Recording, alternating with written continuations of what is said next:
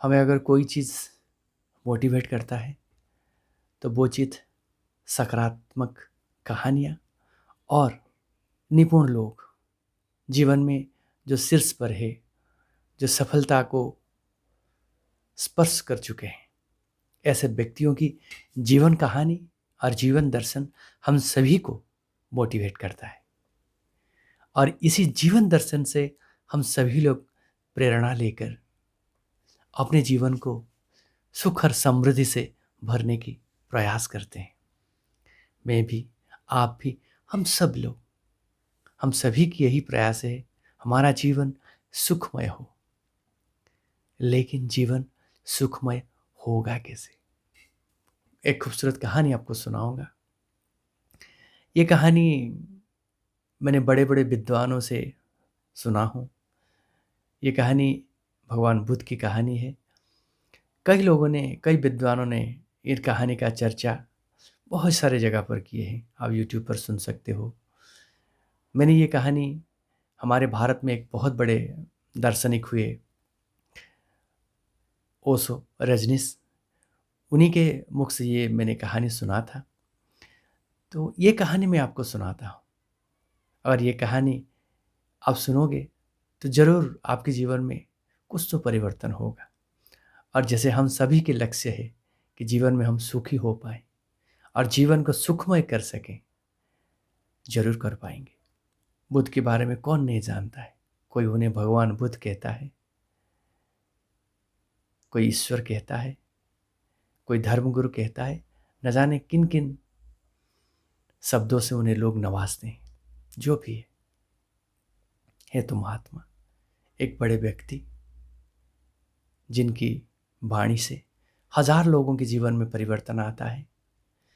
और उनकी जीवन से एक कथा, एक वाक्य खंड जो मैं आपके समक्ष प्रस्तुत कर रहा हूँ, ये किसी विद्वान से सुना था, उसका भी मैं जिक्र कर चुका हूँ आपके सामने। एक बार क्या हुआ, एक महिला अपने ही मरे हुए पुत्र को लेकर बुद्ध के पास आ गए। गोद में उठाकर बुद्ध के पास पहुंच गए। बोले, प्रभु, आपका बहुत बड़ा नाम सुना हुआ, मेरा बच्चा मृत हो गया है, इसे जीवित कर दीजिए। माता की आंखों में अश्रुधार था। सोचिए, जिसका पुत्र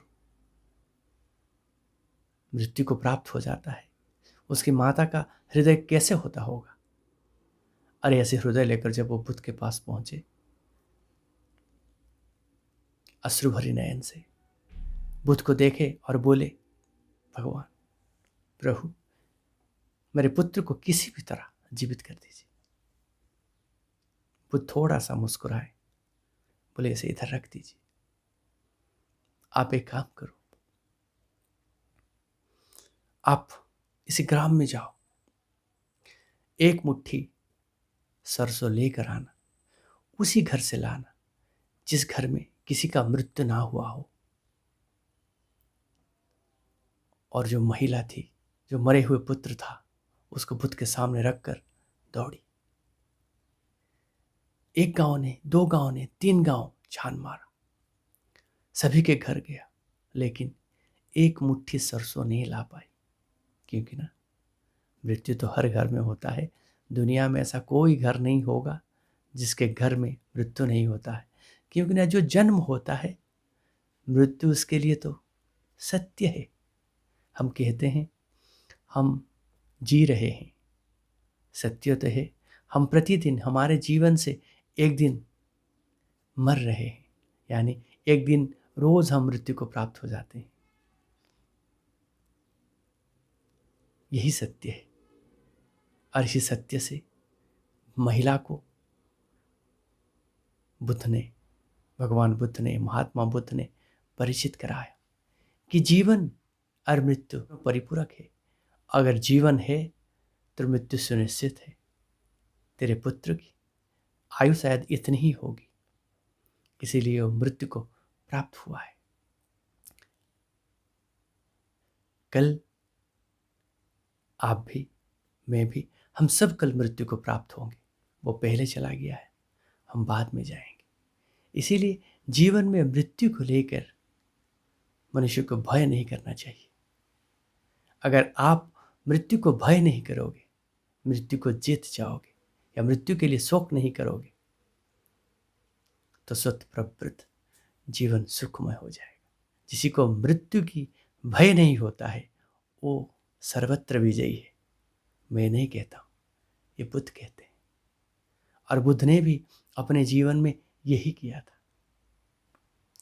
पुत्र तो चला गया, लेकिन जो महिला आई थी बुद्ध की इस सत्य वचन से इतने प्रभावित हुई कि उन्हीं की शरण में आ गई, भिक्षुणी बन गई। अगर हम सभी को जीवन में सुख चाहिए तो हम सभी को सत्य को आलिंगन करना पड़ेगा।